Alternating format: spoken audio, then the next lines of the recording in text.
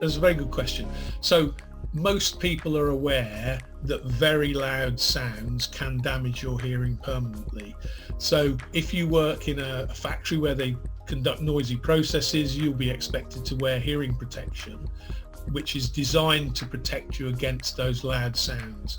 Classic and very, very damaging sounds would be firing big military weapons, so a field gun or a howitzer or a cannon. Being inside a tank is very bad for you. Firing big machine guns on warships, things like that, they are very damaging because the sound is very, very loud.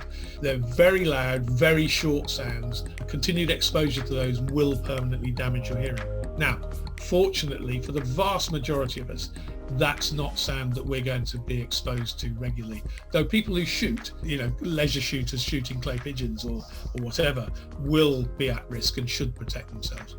No, the biggest risk for most of us is a large sound dose. So let me explain that. So the loud sounds are just simply very, very loud sounds that go and decay very quickly. And then there's an enormous amount of energy that's transmitted into your ear that can damage the auditory hair cells. What happens with sound doses, it's more of a fatigue issue. So a sound dose is a combination of how long you listen, how loud you listen, but also the energy content of what you're listening to. So again, cast your mind back 5 million years. We're designed to listen to each other, to communicate, and we're also designed to protect ourselves from natural threats.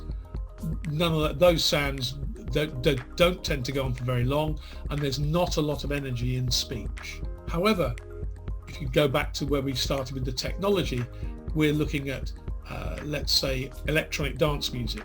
The reason it makes you want to dance is it's a very high energy signal. And so listening for relatively short periods of time gives you a very big sound dose. And you need to be aware of that, because if you continue to do that, you will permanently damage your hearing. There are other examples as well. So if you look at games, computer games, the soundscapes on them are absolutely extraordinary, but they're very, very high energy. That's what keeps your adrenaline flowing and keeps you engaged with the game and wanting to play more. But there is a risk. If you don't know what your sound dose is and you don't know that you're exposing yourself to these potentially harmful levels, you can't do anything about it. And so it's a bit like, imagine having a car that doesn't have a speedometer or a fuel gauge. How would you know how fast you're going?